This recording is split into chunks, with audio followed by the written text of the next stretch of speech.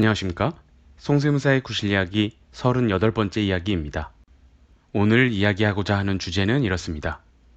자녀에게 현금을 증여 후 그 현금으로 주식을 취득한 이후 그 주식의 가액이 커지는 경우 추가 증여세 문제가 없는지입니다. 많은 분들이 궁금해하실 내용일 텐데요. 먼저 한 가지 드릴 말씀이 있습니다. 이번 구실 이야기는 정답이 없습니다. 따라서 이 영상을 보시는 분들도 많은 매체를 통해서 동일한 쟁점에 대하여 서로 다른 세무사들의 의견을 들으셨을 텐데, 이는 법조문, 판례 등의 해석이 세무사들마다 각각 달라서 그렇습니다. 따라서 제 나름대로 지난 몇 주간 시간 날 때마다 공부했던 점과 그동안의 상담 내 실제 진행했던 실무적 사례를 바탕으로 말씀드리니까 유튜브 구실 이야기에서는 이렇게 생각하는구나 정도만 참고하시면 될 것 같습니다. 일반적으로 진행되는 사실관계는 이렇습니다. 자녀 이름으로 증권사에서 계좌 개설을 한 후 사전 증여가 없었던 미성년 자녀에게 현금 2천만 원을 증여하고 증여세 신고를 합니다. 미성년 자녀의 증여재산 공제는 2천만 원이니까 납부할 증여세는 없겠죠? 현금 2천만 원을 자녀의 증여계좌로 보냈으니 자녀 명의의 계좌에 예수금 2천만 원이 있을 것입니다. 이후 이 자금으로 자녀의 계좌에서 상장 주식을 취득합니다. 이 상태에서 3, 4년이 흐른 후 여전히 미성년인 자녀의 주식 평가액은 3천만 원이 되었다고 가정하겠습니다.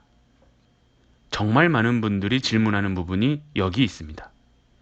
현금 증여 2천만 원 받고 그 돈으로 주식을 취득했는데 몇 년이 흘러 1천만 원의 가치가 증가됐을 때 그럼 이 증가된 1천만 원도 증여세를 내야 하냐는 말이죠. 제가 내린 결론은 그렇지 않다입니다.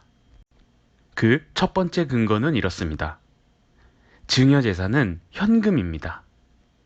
부모가 자녀에게 현금을 줬고 이에 대한 증여세 신고까지 완료됐다면 현금 2천만 원은 자녀의 돈이 되는 것이죠.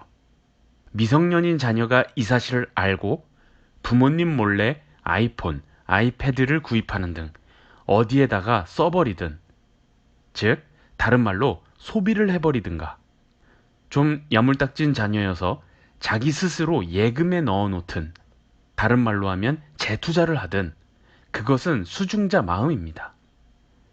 수중자의 돈이 된 이상 그 사용 방식이 소비가 됐든 투자가 됐든 아무런 관계가 없는 것이죠. 이렇게 다양한 의사결정이 이루어질 수 있는 상황에서 주식에 투자를 했고 2, 3년 만에 예측하지 못한 호재가 있어서 가격이 1천만 원이나 뛰었다면 이는 투자를 잘한 결과일 뿐이지 증가된 1천만 원만큼 새로운 증여가 일어났다라고 봐서 추가로 증여세를 부과할 수는 없는 것입니다. 두 번째 근거는 법률과 판례 등의 해석에 따른 것입니다. 고객들을 유선으로 상담하면서 아니 이 당연한 걸 왜 이렇게 요즘 많이 물어보지? 하는 생각이 들었었고, 도대체 법률상 어떤 조문이 이슈가 됐길래 고객들의 질문이 하나같이 똑같을까 생각이 들어서 상속세 및 증여세법 조문을 조금 봤습니다.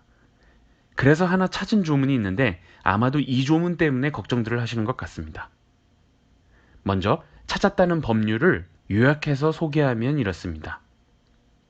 나이로 볼 때 스스로 해당 행위를 할 수 없다고 인정되는 자녀가 부모로부터 재산을 증여받아 다른 재산을 취득하고 그 다른 재산을 취득한 날로부터 5년 이내에 가치가 증가되어서 이익을 얻는 경우에는 그 이익을 증여재산가액으로 한다라는 조문입니다.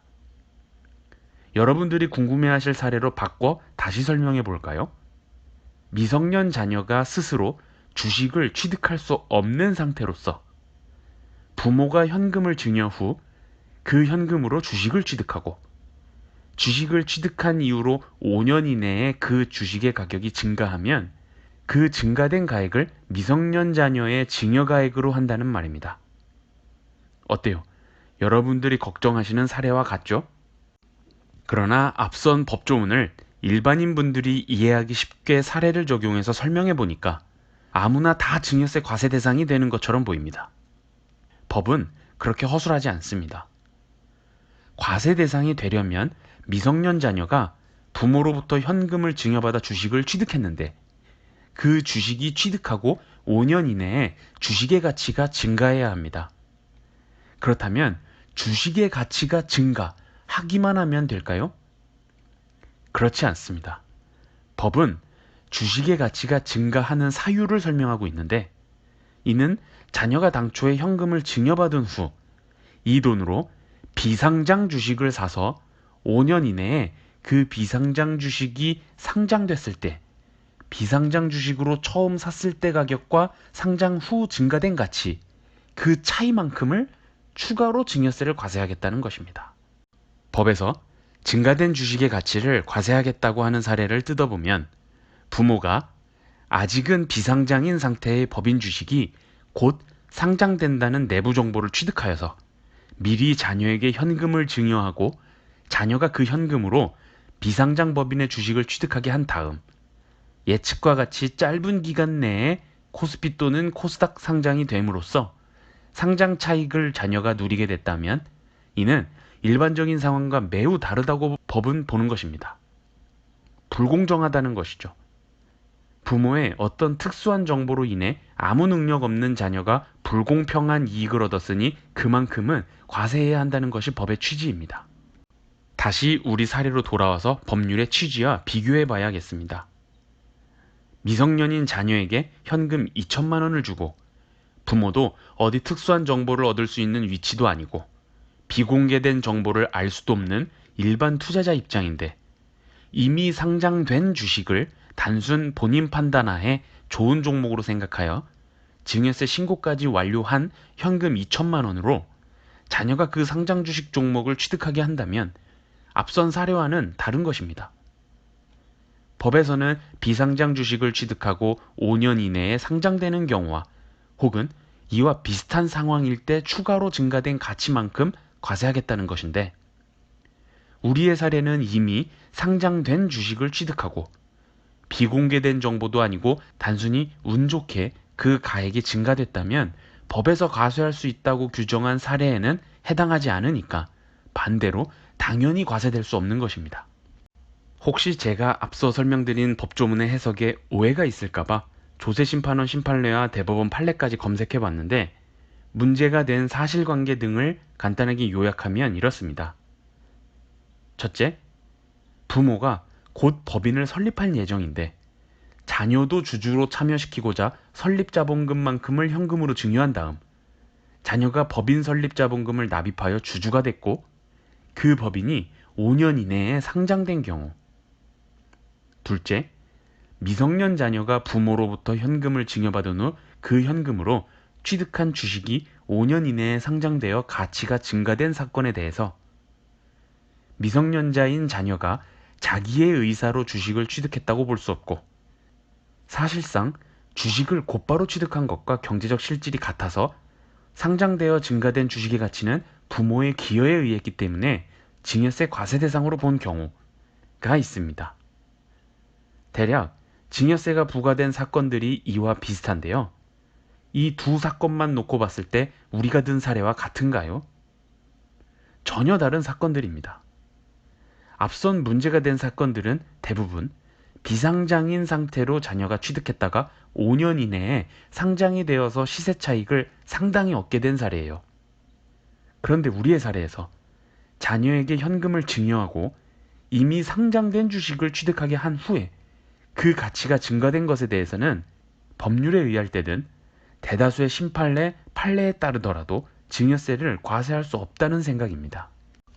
우리가 든 사례와 매우 유사한 2007년 예규가 있는데 구실 이야기에서 예외적으로 예규 번호를 기재하면서 짧게 소개해 드릴게요.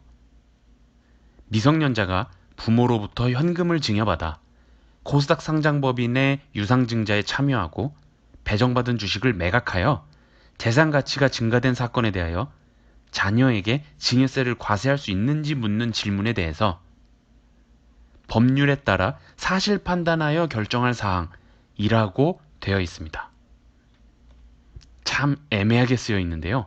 우리 사례와 비슷한 예규입니다. 과세가 된다는 것도 아니고 과세 대상이 아니라는 것도 아닙니다. 따져보아야 한다는 것이죠. 애매모호한 이 예규를 굳이 들고 와서 여러분께 소개해드린 이유는 이처럼 사실관계를 판단하고 법 적용을 해야 할 만큼 우리 사례에서 명확하게 자녀에게 증여세를 과세할 수 있는 것은 아니라는 점 때문이에요.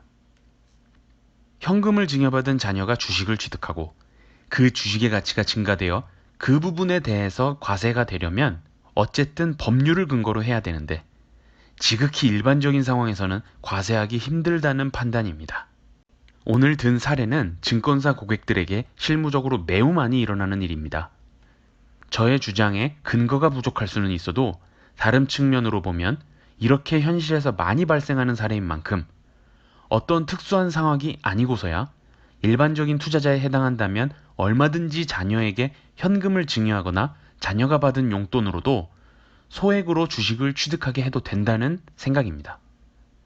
다만 이야기가 길어져서 오늘은 다 못했는데 다음번 구실 이야기에서도 연속해서 관련 이야기를 하고자 하는데요.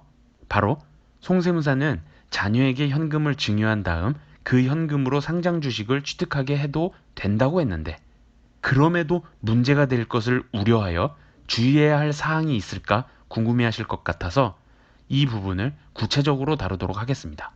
이번 영상에 이어 다음 영상도 꼭 참고해 주세요. 이상으로 송세무사의 구실 이야기 38번째 이야기를 마치겠습니다. 감사합니다.